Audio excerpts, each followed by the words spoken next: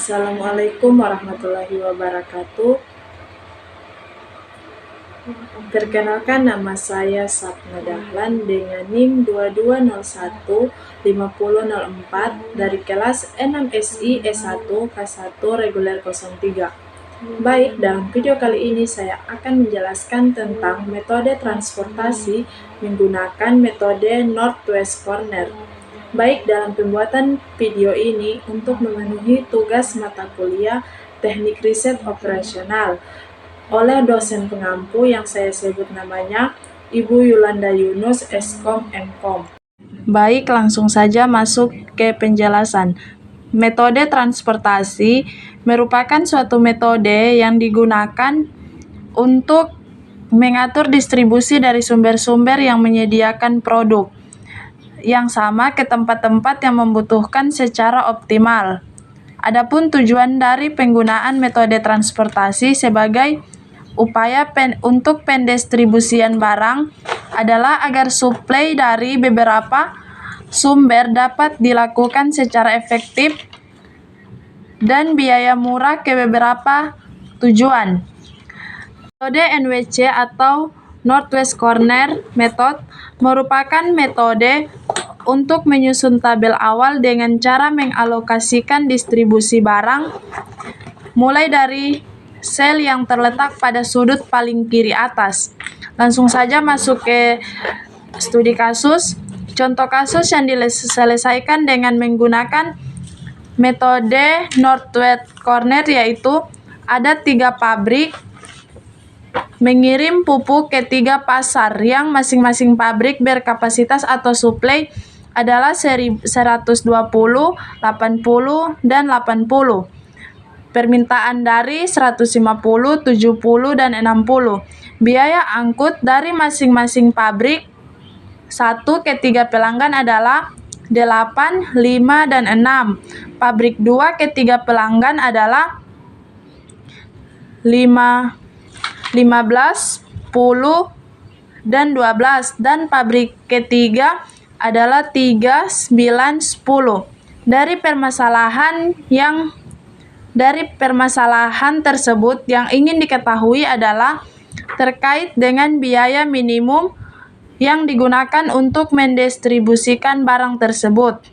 Baik, kita langsung masuk saja ke tabel penyelesaian, yaitu ada asal pabrik, yaitu ada 1, 2, dan 3. Kemudian tujuan pasar, kemudian ada supply, yaitu ada 120, 80, dan 80. Kemudian biaya angkut dari pabrik 1 ke 3 pelanggan, yaitu ada pelanggan pertama 8, pelanggan kedua 5, pelanggan ketiga 6. Selanjutnya, mengalokasikan nilai terkecil antara demand tujuan 1 dan suplai asal 1. Nilai terkecil adalah nilai suplai, yaitu 120 di baris 1 dan kolom 1 diisi 120. Kemudian biaya angkut dari pabrik kedua yaitu tujuan pasar 1 15, kedua 10, ketiga itu 12. Setelah itu demand pada kolom 1 belum terpenuhi, jadi dialokasikan sisa dari 150 dikurangi 120. Tujuan 1 diberikan sebanyak 30 dari pabrik 2. Dituliskan seperti ini. Kemudian karena baris 2 belum terisi penuh, maka dialokasikan sebanyak 50 sehingga baris 2 sudah terisi penuh. Jadi ditambahkan 30 ditambahkan 50 sama dengan 80 di suplai. Kemudian biaya angkut dari pabrik ketiga ke pelanggan yaitu 3, 9, 10. Kemudian mengalokasikan sisa dari pengurangan demand 2 dan dengan 50. Jadi tujuan 2 mendapatkan sebanyak 20 dari asal 3. Jadi seperti ini. kemudian mengalokasikan 60 ke tujuan 3 dari asal pabrik ketiga. Nah, di sini hasil suplai itu dijumlahkan. Suplai pada pabrik 1 120, pabrik 2 80, pabrik 3 80. Jadi hasilnya 280. Di sini demand itu dan demand 150 tambah 107 dan demand itu 150 dan 70 dan 60. Jadi hasilnya 280. Selanjutnya adalah langkah terakhir, yaitu menghitung biaya yang dikeluarkan. Di sini diketahui Z sama dengan 8 dikali 120. Ya, 8 ini adalah biaya angkut dan 120 adalah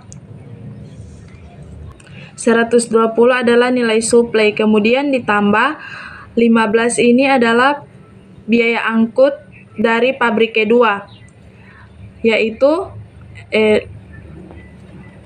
jadi 15 dikali 30. 30 ini tujuan 1 yang diberikan kepada pabrik 2. Kemudian ditambah dengan 10 biaya angkut dari, kemudian ditambahkan dengan 10 dikali 50. 10 di mana 10 ini adalah biaya angkut dari pabrik kedua dan 50 adalah nilai suplai dari pabrik kedua. Kemudian ditambahkan dengan 9 kali 20, di mana 9 ini adalah hasil dari pabrik ketiga tujuan kedua dan 20 adalah hasil dari pabrik asal 3. Kemudian 10 dikali 60. 10 ini hasil dari tujuan ketiga dan 60 asal dari pabrik 3. Sama dengan 8 dikali 120 yaitu 960 ditambah 15 kali 30 450 ditambah 10 kali 50 yaitu 500 ditambah 90 dikali 20 180 ditambah 10 kali 60 600 dan hasilnya 2690. Jadi biaya angkut yang dikeluarkan untuk distribusi barang adalah 2690.